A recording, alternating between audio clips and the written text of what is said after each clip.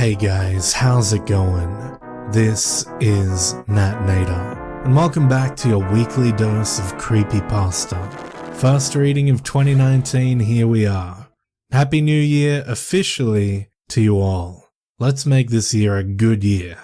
So, it's been a little longer than usual since the last video, which was the Christmas special. We'll be back on track now for a Friday upload each week, hopefully. I say hopefully because I'm moving to Melbourne for 2 months for a bit of work, starting in mid-January. I won't be able to record at that time, so I'm going to do my best to pre-record videos over these holidays so that there'll still be weekly uploads while I'm working. I don't know how I'll go. It's possible I might have to do fortnightly uploads. We'll see. For now, I've got a nice ritual-style story for you guys to kick off the new year. It's actually been written in a different style than the old-school list of things to do. I like it a lot, and I really hope that you will too. It's titled, Devil in the Details. Now, as always, turn out the lights, get comfortable, and let the story begin.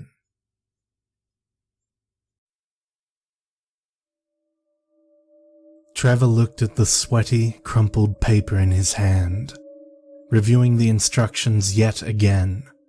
Soon, it would be too late to read over them, but until then, every rehearsal could be the one that saved his life.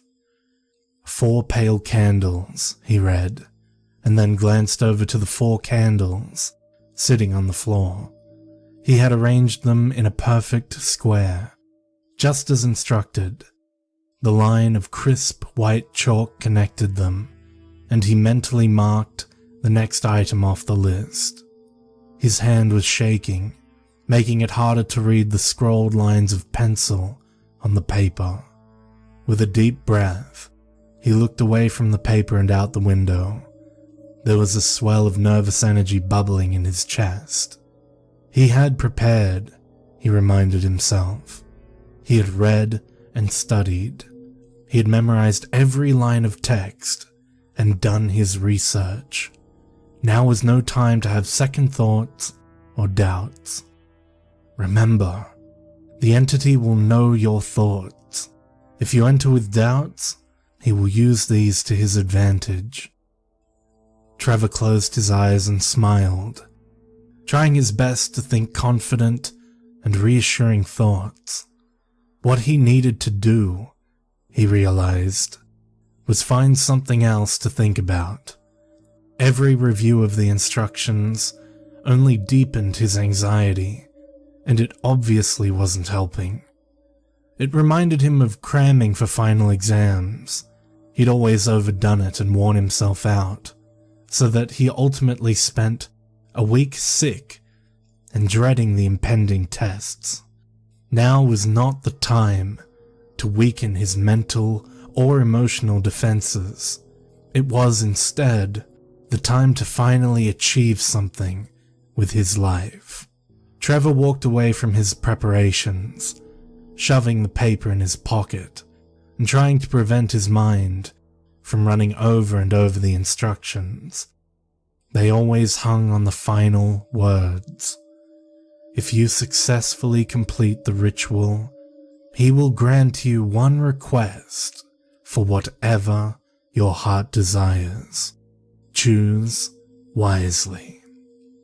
As if he could dislodge the thoughts, he shook his head sharply and turned his attention to his surroundings. He was sitting in the front of an old chapel, the wooden pews cracked and listing in the shadows. For what had once been lovely windows were now either caked with dust, webbed with cracks, or lying broken on the floor. The moon sprinkled silver light around the interior, light which somehow only made the shadows darker. He wondered briefly about those who had once gathered here, bowing penitently and singing their hymns. But churches dried up when a town did, and it was nothing more than an artifact cast out. Find a place of religious significance. It may be a church, temple, synagogue, mosque, sanctuary, blessed space, or area of miraculous happenings. Any place where people come to demonstrate faith will suffice. Trevor smirked, remembering the words. He had considered going to his hometown's football stadium, because that was where he had witnessed the greatest religious fervor. But somehow he thought such secular praises were not what the ritual intended. He had lucked upon this place on one of his trips to and from university. It was off the beaten path, well removed from the rest of civilization. Soybean fields were the nearest attraction, which meant he would be mostly free to conduct his activities in peace. Assuming, of course, local kids didn't wander in, drawn by the same isolation and freedom that had brought him. Given the lack of beer bottles and vandalism, he assumed it was not a popular place for such activities. His legs were shaking up and down, whether from excitement or anxiety, he was not sure. He checked his watch, noting that it had slipped 5 minutes closer since his last inspection. It was now 11:50, which meant his waiting was almost over. It must be begun at precisely midnight. Too early or too late, and you will have no results but feeling like a fool. He had set and reset his watch just to be certain it was exact. Now he just needed to rely on it. He had also selected this position because it was just close enough to hear the church bells from a couple towns over. Come midnight, they would toll and assure him he was on time. The wind kicked up outside, tossing a few stray leaves through the opening. The many holes in the roof howled pitifully, and the rest of the building creaked with the gusts. It seemed almost as if the building was in its final days, waiting for nothing but a strong storm to destroy it once and for all.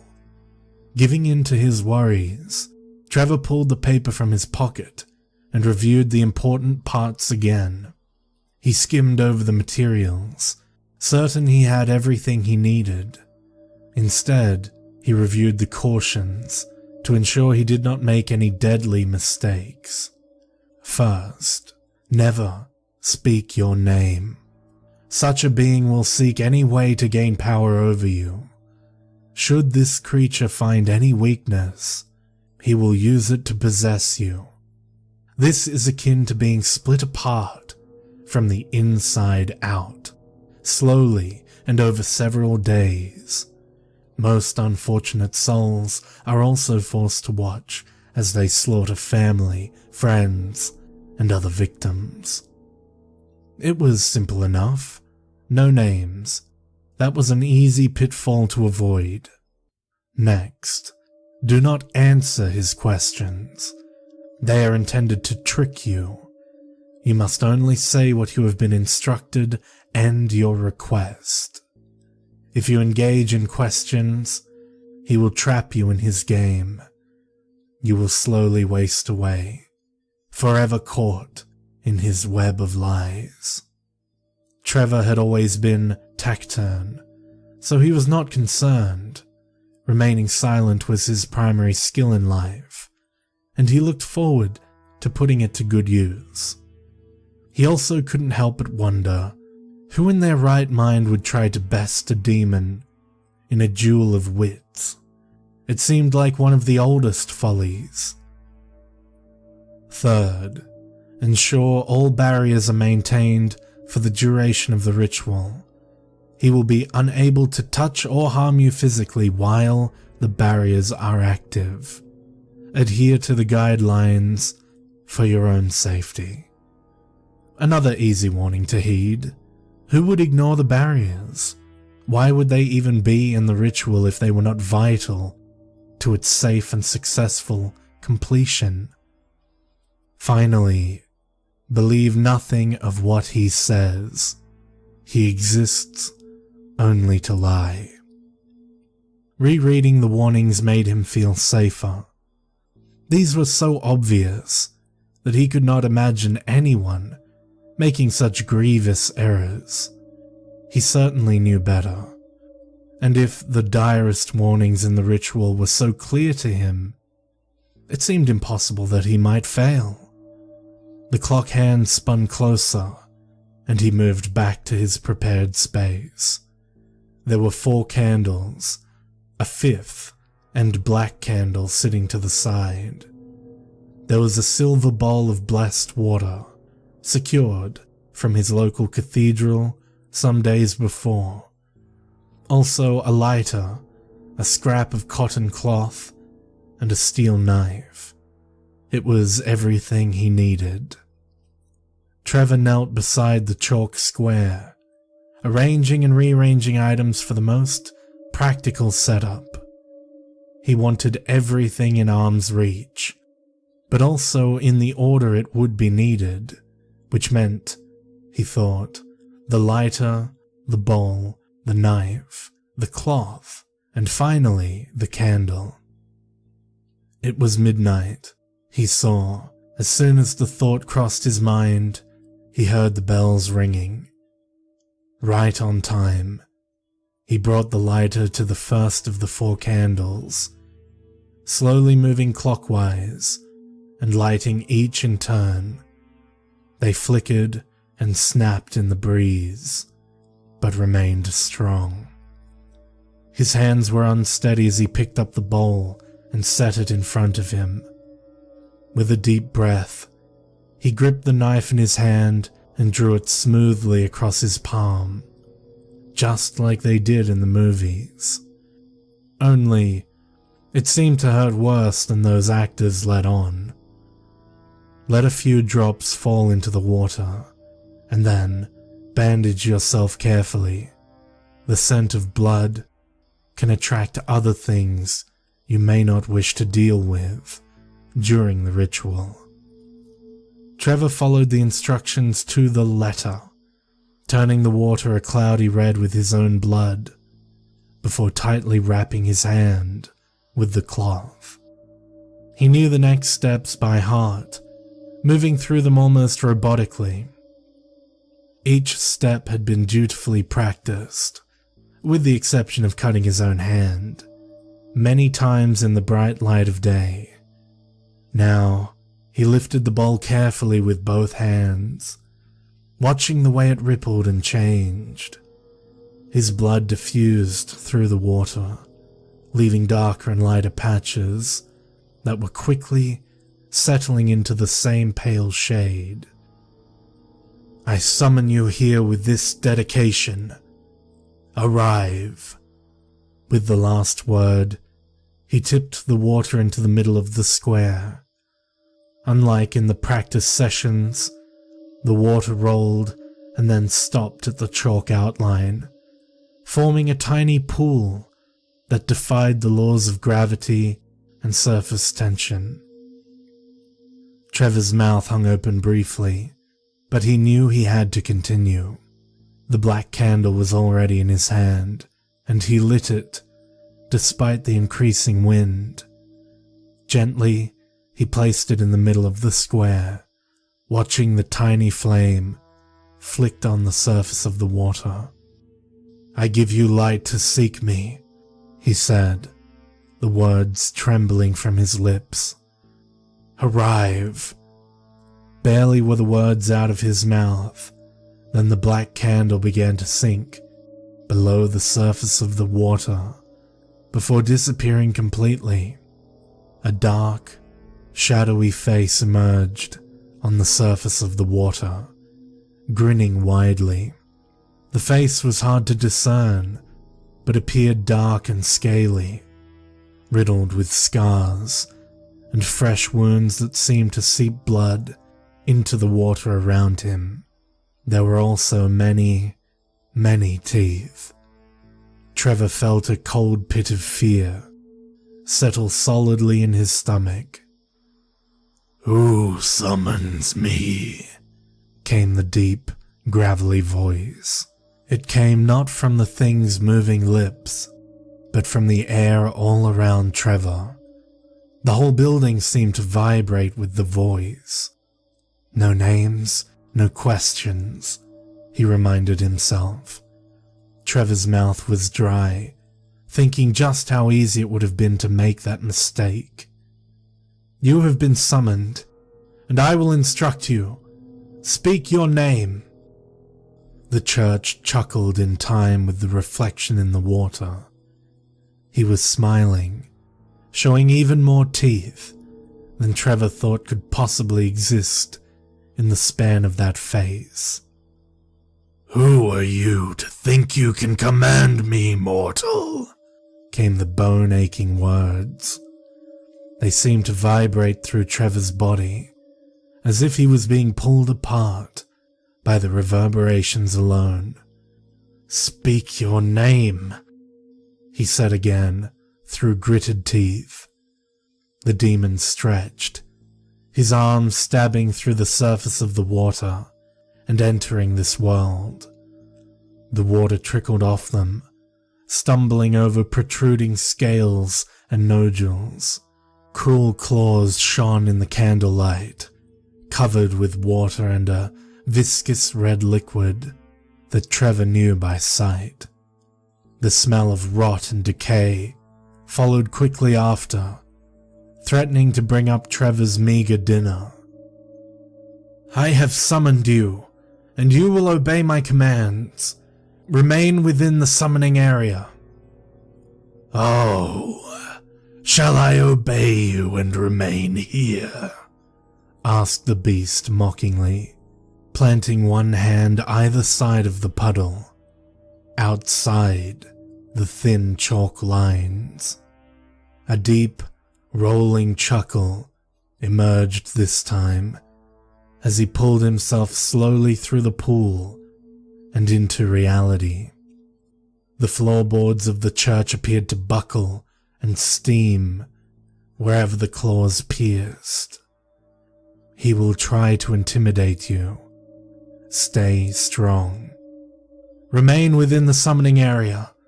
Speak your name." Trevor tried to force all of his courage and confidence into his voice, but it only made the demon laugh all the louder, now standing at his full height. The beast looked down on the pale boy before him.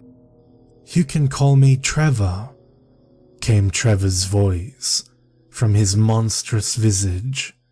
Trevor froze, his mouth agape and eyes wide. For an instant, the demon appeared almost sympathetic, but the facade cracked into merciless anticipation as the shadows flickered over his face. "You have meddled with something you do not even understand," it said, voice again deep and roaring, but now mimicking the disappointed tone of a schoolteacher. I never told you my name. You can't know my name," Trevor stammered, his fear getting the better of him. His eyes flickered from the face to the arms to the rooted feet, never sure where to stay or linger. Everywhere he looked, there was impossibility. "You think I need you to tell me your name?"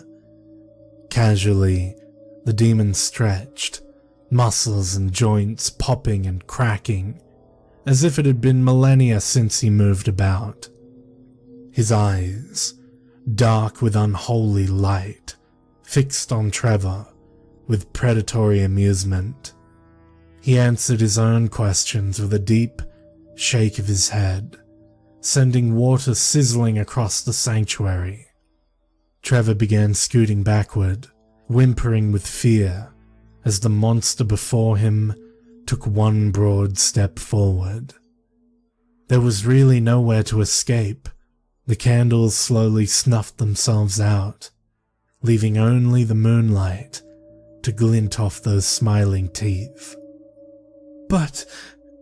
Trevor gasped as his hand scrambled along the floor for anything that might help. But I followed all the instructions. The creature paused to survey the assembled implements and the chalk square. Yes, you certainly did. The building trembled with the force of the laugh. From the cloying darkness, an arm shot forward. In the next breath, Trevor was off the ground. The demon slowly drew him close until their eyes were level. Who do you think wrote the ritual in the first place? He exists only to lie.